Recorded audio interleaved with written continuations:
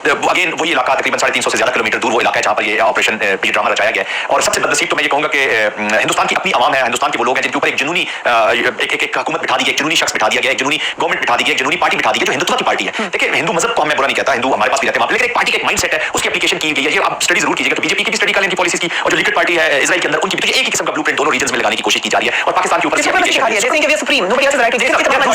बड़ी बात है कि इंडिया सब रूल है इन वे, बांग्लादेश में देख लें उसको, उसकी पॉलिसीज वो जो टू नेशन थ्योरी को गलत करने के उसमें था। तो इस रीजन के तमाम मुसलमान चाहे वो भारत के अंदर रहते हैं या भारत से बाहर रहते हैं, जो पाकिस्तान में है, बांग्लादेश में है और मुसलमान है, और खासतौर पे भारत के अंदर रहने वाले मुसलमान, अभी पिछला 2024 का जो हेट स्पीच की जो या हेट का जो एनालिसिस आया, जो यूएन की रिपोर्ट्स हैं, उसमें एक एनहांस 86% के करीब तो वो मुसलमानों के खिलाफ है। वक्फ बिल को देख लें, एंटी मुस्लिम लॉज जो वहां पे पास हुए हैं, और फिर कश्मीर को देख लें। और अगर ये जिस तरीके से भी ये बता रहे हैं कि कश्मीर के अंदर से ये एक ग्रुप बना है, तो आपका क्या ख्याल है कि जिन कश्मीरियों की आपने 90,000 लाशें गिरा दी हैं, जिन माओं के उनके बच्चे छीन लिए गए हैं, जिनकी औरतों के सवाल छीन लिए गए हैं, आपके 90,000 लोग आपने मार दिए, जिनके बहन बेटियां आप रोजाना रेप करते हैं, जिनको आप रोजाना पनिशमेंट्स दे रहे हैं, और आप अपने दूसरे लो माइंडेड जो आपके लीडरशिप है वो दूसरे लोगों को कह रहे हैं कि सूबों के लोगों को, स्टेट्स के लोग कह रहे हैं कि कश्मीरी औरतों से शादियां करो ताकि तुम आई मीन कितनी गिर सकते हैं। तो वो कश्मीरी क्या उनको फूल पेश करेंगे? वो फ्रिक्शन नहीं करेंगे। गाजा के बच्चे जब वो मुकाबला बंदूकों का नहीं कर सकते तो पत्थर जरूर फेंकते रहे, तो फ्रिक्शन तो रहेगी। और ये देखिए मैं इसके कहता हूं कि पैनिक होने की जरूरत नहीं है पाकिस्तान को। This is war is already on. लोग कह रहे हैं कि जंग का कोई खतरा, जंग तो ऑलरेडी ऑन है। हम तो रोजाना इस प्रॉक्सी वॉर के हमने तो कई लाशें गिराई हैं। मैं तो कहता हूं कि पाकिस्तान की गवर्नमेंट हमारा स्टांस थोड़ा सामने शायद थोड़ा सा naive approach to be very honest कि हम इसको बर्दाश्त करते रहे। तो मैं ये जो 26 जाने गई हैं, मैं इनको भी अफसोस है मुझे, ये एक्ट ऑफ टेररिज्म है, हम इसको मानते हैं, लेकिन इसका किसी रिलीजन से पाकिस्तान से कोई ताल्लुक नहीं, क्योंकि हमें जितना दर्द पता है इस टेररिज्म का शायद दुनिया को पता है। लेकिन ये जो मैं आखिरी बात करूंगा क्विकली कि ये जो स्टोरी लिखी है, ये जो ड्रामा रचाया है और जो ड्रामा लिखा है, जिस पेन से लिखा गया, इसके अंदर हिंदुस्तानियों का अपना खून उनकी अपनी हुकूमत ने डाला है सीआई के तौर पर। ये हिंदुस्तानियों के खून से ये ड्रामा लिखा गया। और मैं आवाम से कहूंगा हिंदुस्तान की कि वो बजाय ये जो मीडिया है, this is not the true reflection of the people of war. जब छिड़ेगी खुदा ना खासा और आगे जाता है, अभी आपने पानी का कर दिया, डिप्लोमेटिक कर दिया, जब आगे जाएगी तो जो इंडिया के अंदर इकोनॉमिक्स है, जो एक्टिविटीज है, बहुत सारी चीजें चैलेंज होंगी, वहां के लोगों की जिंदगी चैलेंज होगी। These are two nuclear countries. ये गाजा और इजराइल नहीं है, ये पाकिस्तान है, ये हमास नहीं है, ये पाकिस्तान फौज है। और ये पाकिस्तान की आवाम है जो इंडिपेंडेंट सॉवरेन है, उसने किसी और मुल्क की तरफ नहीं देखा, अपनी पॉलिसी लगानी है। This is not at all a very good situation for the region. और ये भारत के लिए उतना ही खतरनाक है जितना पाकिस्तान के लिए। इनकी जनूनियत अपना इन हाउस इनका इन्होंने ठीक करना है, अपनी चीजें ठीक करनी है, अपनी सियासत के लिए अपने दो मुल्कों की दो रियासतों को आई थिंक इस नैश पे ले जाना it's extremely dangerous. Right Abdul Sahab, thank you so much being on the programme. ये कहां तक मामला आपको जाते हुए नजर आ रहा है? जिस तरीके से भारत ने रिएक्ट किया है, आपको क्या लगता है? उनके मीडिया ऑलरेडी कह रहा है कि अटैक करें, डेट तक दी गई मई के किसी वाइल में, हम किसी वक्त करेंगे रिटेलिएट। माइकल कुबल ने ट्वीट की कि अगर रिटेलिएट करता है भारत तो अमेरिका की तरफ से शायद कोई ज्यादा रेजिस्टेंस भी ना आए। सो एक्चुअली कहां तक जाएगा ये मामला? बहुत शुक्रिया आपका। देखिए भारत ने ये जो सारे काम जो बहुत हेस्टली कर रहा है उसकी वजह है भारत का जो ये ड्रामा है। क्योंकि सबसे पहले तो आपका ये सवाल था कि ये बड़ा अफसोसनाक वाकया हुआ। पहली बात यह है कि क्या ये वाकया हुआ या नहीं हुआ, क्योंकि वाकया हुआ तो फिर उसकी फुटेज दिखाने के लिए तो मेरे ख्याल में तमाम मीडिया को इजाजत होनी चाहिए। जबकि नरेंद्र मोदी ने कहा कि वहां मीडिया नहीं जाएगा, क्यों नहीं जाएगा? फिर ये 26, 27, 28 लाशें थी, ये कहां गायब हो गई? फिर जो इन्होंने कहा कि सो कॉल्ड टेररिस्ट मार दिए, उनकी लाशें कहां दिखाई? वो तो वहां। इसलिए ये बहुत पहली बात है कि ये बताते खुद इसके अंदर भारत के अंदर सवाल उठना शुरू हो जाएंगे, और जो अपोजिशन पार्टीज हैं खासतौर पे वो इसके ऊपर बहुत ही मेरे ख्याल में लगते रहेंगी अभी भारत के हुकूमत के। दूसरी बात जो इसके अंदर है कि ये जो आपने लफ्ज गोदी मीडिया इस्तेमाल किया, गोदी मीडिया जो है वो पाकिस्तान ने जो है ये लफ्ज नहीं बनाया। ये भारत के एक जो सहाफी जो कि इंतहाई सीनियर और मुतबर सहाफी समझे जाते हैं, गालिबन रमेश कुमार उनका नाम है, उन्होंने ये एक नाम दिया। और इसका मतलब ये है वो मीडिया जो झूठ का बलंदा है, जो दरोगोई से काम लेता है, प्रोपेगेंडा करता है और लफ्ज गुफ्तगू करता है, और साथ ही साथ जो है वो मंफी रिपोर्टिंग करता है। ये उन्होंने भारत ने अपने मीडिया वालों को ये उन्होंने लकब दिया। अब तीसरी बात इसके अंदर जो ये कहा जा रहा है कि जी ऐसा हो जाएगा और भारत जो है वो कहता है कि जी सबक सिखाया जाए। पहली बात यह है कि उनकी फौज तैयार नहीं है, वो अभी रशियन इक्विपमेंट से अब वो अमेरिकन इक्विपमेंट के ऊपर तैयार हो रहे हैं, और इसमें उनको टाइम लगेगा। देखा ये मेरी बात जब बहुत अच्छी तरीके से समझ जाएंगे। दूसरी बात उसके ऊपर यह है कि उनके जो जहाजों का मामला है वो भी उनके, आपको मालूम है तेजस जेट्स जो है वो कहां खड़े हैं इस टाइम पे। इंडिया के पास जो स्क्वाड्रन है वो कम है, और जो उनकी जरूरत है वो 45.5 स्क्वाड्रन है, जबकि उससे कहीं तादाद में उनके पास जो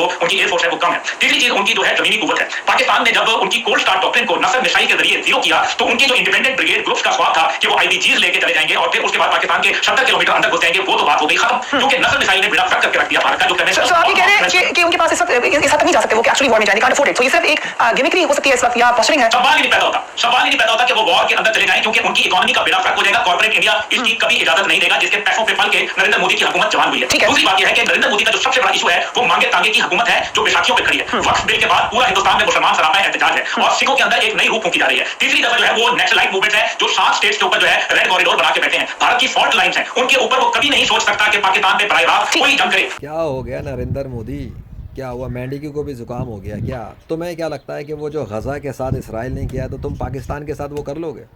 ओ भाई थोड़ा हल्का बैठ यार, हल्का बैठ। तेरे को ज़्यादा दिमाग ख़राब हो गया है क्या? क्या ज़्यादा भौंकने का शौक़ हो गया? तू क्या चाहता है कि अब तेरा इंडिया उड़ जाए जलजलों से और आंधी तूफ़ानों से? सब्र कर, सब्र कर। वहाँ मुसलमान भी रहते हैं, इसलिए तू हौसला रख।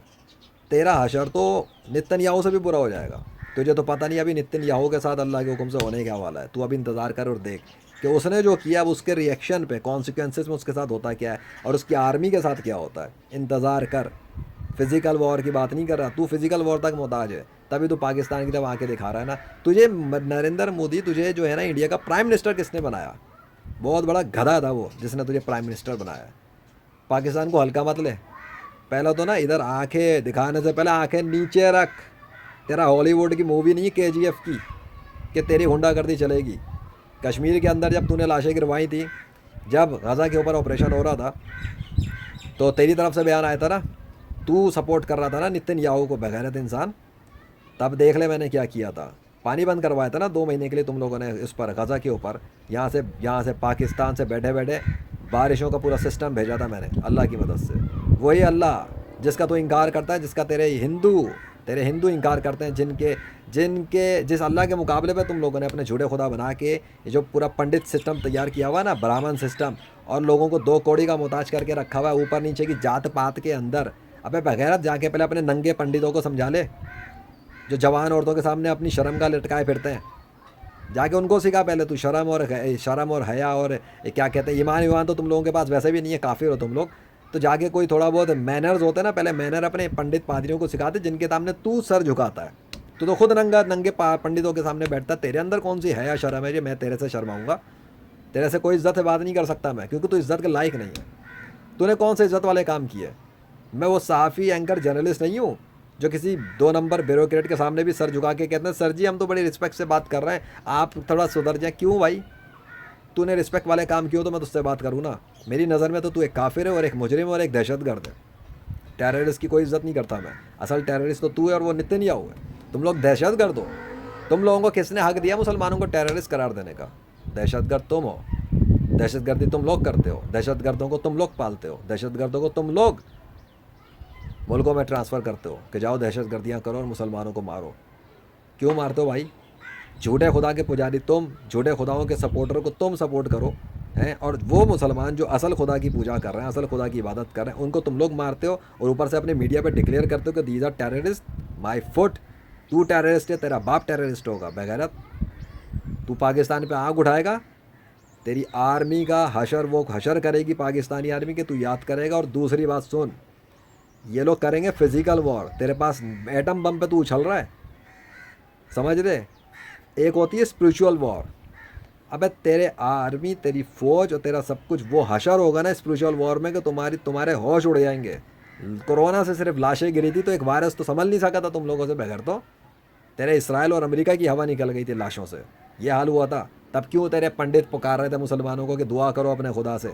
बेटा वो कोरोना भी मैंने ही कम करवाया था अल्लाह से दुनिया में। इसलिए ये सोच के रख कि मैं भी पाकिस्तान में ही हूँ। पाकिस्तान पे आंख उड़ाने से पहले 1000 नहीं करोड़ों बार सोचियो। ये नेतन्याहू का इलाका नहीं है, ये गज़ा नहीं है। इसको हल्का लेना भी नहीं पाकिस्तानी आवाम को। पाकिस्तान के अंदर वो नौजवान नहीं बैठे हुए जो तेरे इंडिया में बैठे होंगे या कहीं और।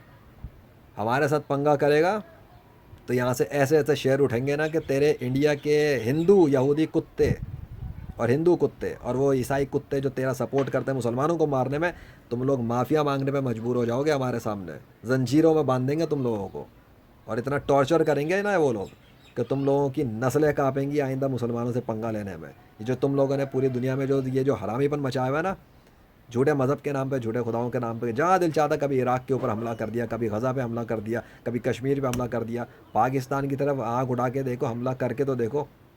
बड़ा हेट स्पीच का शौक़ है ना तुम्हारे पंडितों को, तो बुला ले मेरे सामने अपने हिंदू पंडितों को, बताता हूँ मैं उनको हेट स्पीच में। मेरे बाप नहीं, मैं उनका बाप हूँ फिर, लेकिन मैं वो करना नहीं चाहता, इसलिए आराम से समझा रहा हूँ, वीडियो मैसेज जारी कर रहा हूँ।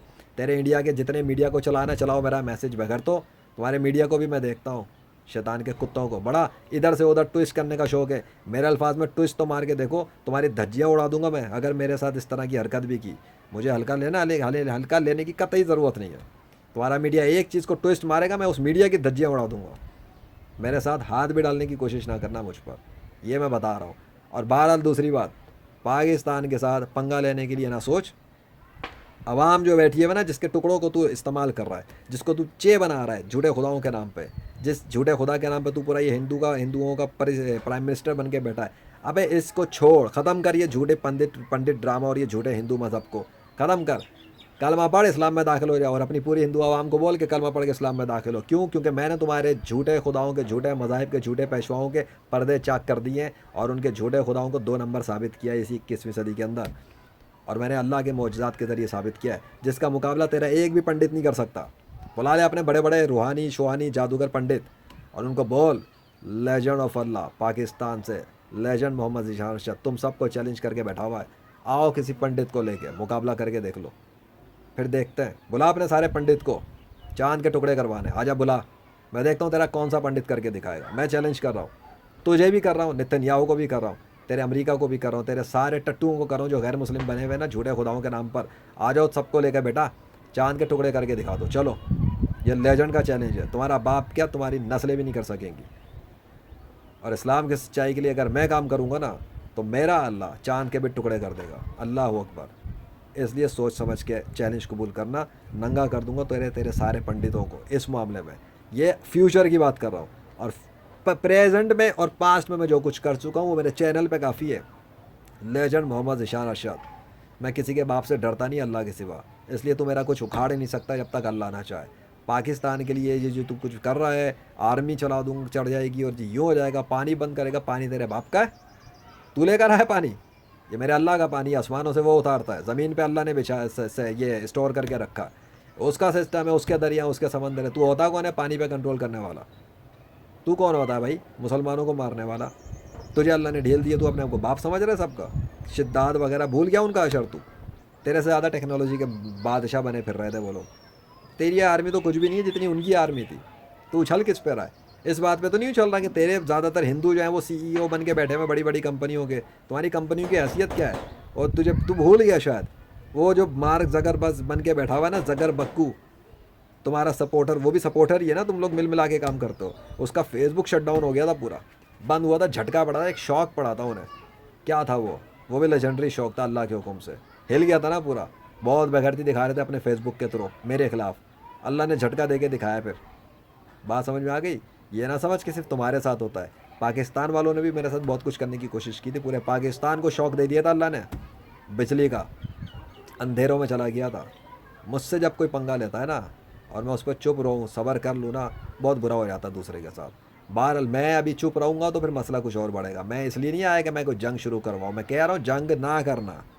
जंग की तो बहुत बुरा हो जाएगा तुम्हारे साथ, हाँ बहुत बुरा हो जाएगा, क्योंकि फिर सिर्फ फिजिकल वॉर नहीं होगी, स्पिरिचुअल वॉर भी शुरू हो जाएगी। और ये लोग अगर पाकिस्तान की आर्मी और लोग फिजिकल वॉर पे उतर गए तो मेरी तो स्पिरिचुअल वॉर बहुत पहले से ऑन है। मैं उसके अंदर नमक थोड़ा और छिड़क दूंगा, क्योंकि तुम लोग फिर संभाल नहीं सकोगे। तो आंधी को कैसे रोकेगा भाई? तूफ़ानों को कैसे रोकेगा? बिजलियों को कैसे रोकेगा? जलजलों को कैसे रोकेगा? तेरी आर्मी और टैंक सब ख़त्म हो जाएंगे, तू भी मर जाएगा। तुझे एक कैंसर पड़ गया ना बेटा, ये तेरा फालिज आ गया ना तेरे ऊपर, तू कुछ भी करने के काबिल, तू बोलने के काबिल नहीं रहेगा। तू ये सोच, एक फालिज ही काफ़ी है तेरे लिए। तेरा आधा धड़ बेहिस होकर गिर जाएगा और तेरे डॉक्टर भी बेबस हो जाएंगे, तेरे पंडित भी फूंक फूंक के थक जाएंगे कि वो कह रहा असर नहीं हो रहा कुछ। तो पंगा नहीं लेना ना, बापों से पंगा नहीं लेते, उस्तादों से पंगा नहीं लेते।